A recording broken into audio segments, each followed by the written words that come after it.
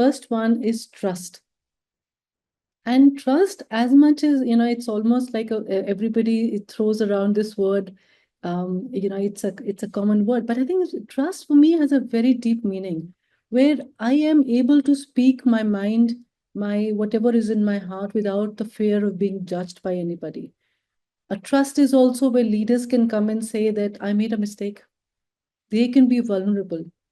And vulnerability is not an act of cowardice, but it's something like, it's my courage that I come with it. Where performance reviews and where feedback sessions are not transactions, but actually they are conversations of growth.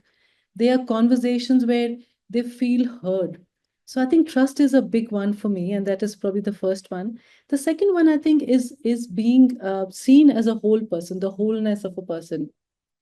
We also talk about strengths, where everybody, and organizations encourage people to operate from strengths.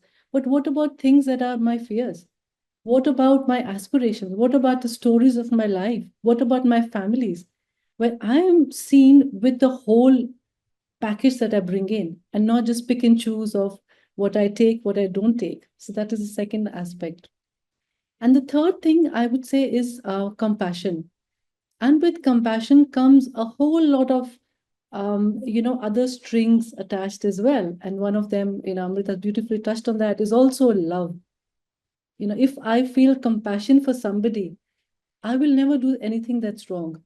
I'll always see the other person in the true light that they are, in the true spirit of humanity.